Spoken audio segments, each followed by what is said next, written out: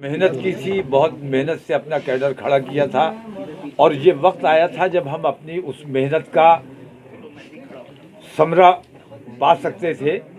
लेकिन अपने प्रदेश में अमन और शांति के लिए, दंगे फसाद से बचाने के लिए मैंने महसूस किया कि हमारे चुनाव लड़ने से कहीं फिरका परस्त ताकतों को फ़ायदा पहुंचने का अंदेशा है। तो बहुत गौर किया कि अगर हम चुनाव नहीं लड़ेंगे तो हमें क्या करना चाहिए। तो हमारी कार्यकारिणी ने ये फैसला किया कि किसी सेकुलर जमात की हिमायत करनी चाहिए। सेकुलर जमातों में तमाम लोगों पर गौर किया गया, तमाम लोगों पर बात की गई।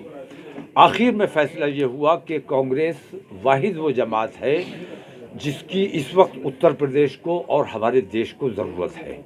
जब से कांग्रेस गई है, मुल्क के हालात, मुल्क के मामलात दिगरगू और बद से बदतर होते चले जा रहे हैं। इसलिए अब वक्त आ गया है कि भारतीय जनता पार्टी जैसी बेईमान जमात को हटाने के लिए और अखिलेश यादव की गैर जिम्मेदार सरकार से अपने प्रदेश को बचाने के लिए ये ज़रूरी है कि इस वक्त कांग्रेस का साथ दिया जाए।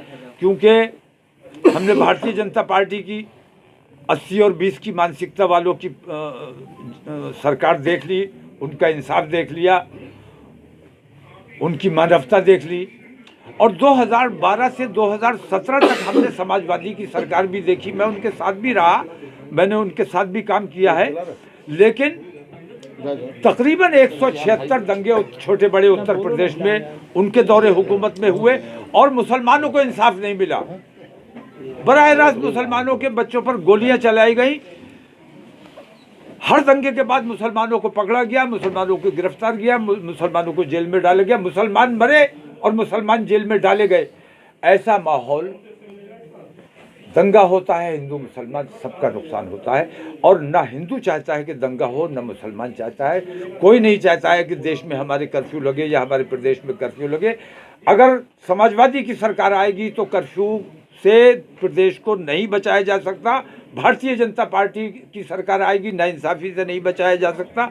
इसलिए इस वक्त हिंदू मुसलमान से ऊपर उठकर तमाम लोगों को मुत्तहिद होकर इस वक्त कांग्रेस पार्टी का साथ देना चाहिए। मैंने कुर्बानी दी है और मेरी इस कुर्बानी का मैं ये समझता हूँ, सेकुलरिज्म में जो लोग यकीन रखते हैं और अमन और शांति में जो लोग यकीन रखते हैं, मेरी उस कुर्बानी का मान रखेंगे और मेरे इस फैसले का मान रखेंगे कि मैंने कांग्रेस को समर्थन दिया है। मेरे तमाम लोग, मुझसे ताल्लुक़ रखने वाले, मुझसे दोस्ती रखने वाले, मुझसे मोहब्बत करने वाले तमाम लोग इस वक्त कांग्रेस का साथ ऐसे देंगे जिस मेहनत के साथ मैं दे रहा हूँ, उनका समर्थन कर रहा हूँ।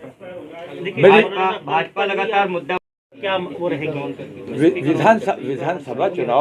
विधानसभा चुनाव मैं नहीं लड़ रहा हूँ। समाजवादी क्या रणनीति रहेगी उसको लेकर? रणनीति हमारी जहाँ ज़रूरत होगी कांग्रेस को उत्तर प्रदेश में या बाकी 5 जहाँ चुनाव हो रहा है, जहाँ भी हमारी ज़रूरत पड़ेगी, कांग्रेस अगर हमें रहेगी तो हम उनके समर्थन के लिए वहाँ जाएंगे, उनके प्रत्याशियों को जिताने का काम किया जाएगा। और मुझे यकीन है कि मुस्लिम और दलित कांग्रेस का बेस हुआ करते थे और मुसलमानों और दलितों का जो हाल इन फिरका परस्तों ने किया है, ये तो उन्होंने कहा ना कि झोला लेके चले जाएंगे। मुझे ऐसा लगता है कि पूरे देश को ये एक झोले में करने वाले हैं। मैं बार बार ये बात कहता हूँ कि हमारे देश का पोता है बांग्लादेश। बांग्लादेश पाकिस्तान से पैदा हुआ, पाकिस्तान हिंदुस्तान से पैदा हुआ, पोता है। हमारे पोते के पास अपनी एयरलाइन है। हमारा इतना बड़ा देश, विश्व गुरु हम कहलाने की बात करते हैं, विश्व गुरु बनते। तुमने थोड़ी सी कौड़ियां हासिल करने के लिए, अपने प्रचार पे खर्चा करने के लिए तुमने हमारे देश की एयरलाइन तक बेच डाली। इससे बड़ा अन्याय क्या करेंगे?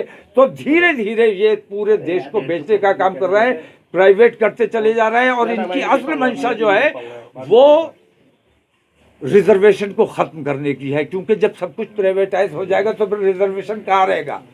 तो दलितों और मुसलमानों के साथ जो अन्याय इन लोगों ने किया है, कांग्रेस के साथ अब दलित और मुसलमान खड़ा होगा और बाकी तमाम ब्राह्मणों को मैं समझता हूँ, खास तौर से ब्राह्मणों का तो हक है ब्राह्मणों की तो जिम्मेदारी है कि कांग्रेस के साथ खड़े हो। तो तमाम बिरादरियों से ऊपर उठकर और धार्मिक बंटवारों से ऊपर उठकर इस वक्त देश से अगर प्यार करते हैं, प्रदेश से अगर प्यार करते हैं, तो इन मनहूसों से देश को बचाना है और अखिलेश की लापरवाहियों गैर जिम्मेदारियों से हमें अपने प्रदेश को बचाना है। बहुत बहुत शुक्रिया। किसी को भी अधिकार है 7 तारीख के बयान को आज उठाने का मतलब ये है कि आपको मेरे बयान पर एतराज नहीं है, आपको पता है कि मेरा बयान ठीक है, आप झूठ बोल रहे हैं, लेकिन आपको किसी न किसी बहाने से कांग्रेस को घेरना है, तो कांग्रेस को इस तरह घेरने की कोशिश करोगे। वो आई है मैदान में, लड़की हूं लड़ सकती हूं का नारा लेकर आई है, तो उस लड़की के तमाम भाइयों को, उसके तमाम लोगों को, उसके चाहने वालों को, तमाम लोगों को ये चाहिए कि बड़ा भाई बन के मैंने उसके सर पे हाथ रखा है कि लड़की है, लड़ सकती है। वो भ्रष्टाचार के खिलाफ लड़ने आई है, वो आतंकवाद के खिलाफ लड़ने आई है, वो नफरतों के खिलाफ लड़ने आई है। तो हमारी जिम्मेदारी है, आपकी जिम्मेदारी, तमाम लोगों की जिम्मेदारी है कि लड़की है, वो लड़ सकती है, हमें अपनी ताकत उसको देना चाहिए।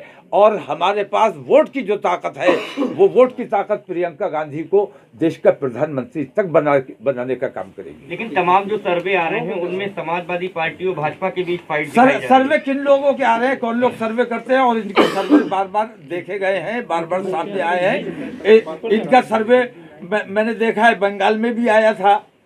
इनके सर्वे पर यकीन नहीं किया जा सकता, क्योंकि ये जब सच को झूठ बना के पेश कर रहे हैं, तो सर्वे भी झूठे झूठे बना के अपनी मर्जी के पेश किए जा रहे हैं। सर्वे से कुछ नहीं होगा। 10 तारीख को जिस दिन रिजल्ट आने वाला है, उस दिन पता चल जाएगा, दूध का दूध और पानी का पानी हो जाएगा। हमें इस बार ये देखना है कि देश में अमन वाले जीतेंगे या नफरत और दंगे और फसाद वाले जीतेंगे। ये फैसला अब हमारे प्रदेशवासियों के हाथ में है कि देश में अमन रहना चाहिए या दंगे और फसाद और कर्फ्यू रहना चाहिए। बोला साहब, आप पहले कांग्रेस के पक्ष में नहीं, ये बात बिल्कुल सही है। हम हमेशा कांग्रेस के खिलाफ रहे और हमसे एक गलती ये हुई कि हमने कांग्रेस की गलत पॉलिसीज की वजह से, और हमने कांग्रेस को भी बहुत करीब से देखा। 2009 में जब मैं कांग्रेस के साथ खड़ा था और 2009 में जब मैंने कांग्रेस को जिताया था, उस वक्त मैंने मंच से ये बात कही थी कि कांग्रेस ये ना समझे कि उनको माफ कर दिया है, अभी मुसलमानों ने आपको पैरोल पे छोड़ा है, अगर आपका काम आगे ठीक रहेगा तो फिर आपके बारे में आगे सोचा जाएगा। लेकिन उन्होंने समझा, अब हमारी सरकार बन गई। उन्होंने मुझसे कहा था कि सरकार बनने के बाद हमारा पहला फैसला होगा कि हम बटला हाउस इनकाउंटर की जांच कराएंगे। अगर बटला हाउस इनकाउंटर की जांच करा ली होती, दुनिया को पता चल जाता कि जो मारे गए वो आतंकवादी नहीं थे, उनको शहीद का दर्जा मिलना चाहिए। जो इंस्पेक्टर शर्मा मारे गए उस एनकाउंटर में, उनका कत्ल हुआ, उनको भी उनकी पुलिस ने मारा था, जांच नहीं कराई गई। उन्होंने कहा कि इससे पुलिस का मनोबल टूटेगा। पुलिस के मनोबल की उन्हें ज़्यादा परवाह थी, हमारे मनोबल की, 20 करोड़ मुसलमानों के मनोबल की परवाह नहीं थी। हमारे बच्चों को इस तरह अलल ऐलान आतंकवादी कहकर मार डाला गया। तो कांग्रेस से मेरी शिकायतें हमेशा रही। मैंने कांग्रेस को करीब से देखा और मैंने ये महसूस किया कि कांग्रेस को चारों तरफ से आरएसएस के लोगों ने घेरा हुआ है। अब मैंने जब उनकी ये तब हमेशा मैंने कांग्रेस की मुखालफत की है और हमेशा मुखालफत करता रहूंगा। लेकिन अब जब मैं प्रियंका गांधी से मिला, मैंने करीब से उनको समझने की कोशिश की, बातचीत की, तो मैंने महसूस किया कि इस वक्त उत्तर प्रदेश में नहीं बल्कि पूरे देश में सिर्फ ये 2 भाई बहन हैं जो सच्चे सेकुलरिस्ट हैं, जो लोकतंत्र में यकीन रखते हैं। बाकी तमाम के तमाम लोकतंत्र की और सेकुलरिज्म की बातें करते हैं, ढोंग करते हैं। ये दोनों सच्चे सेकुलरिस्ट हैं। एक आखिरी सवाल ये है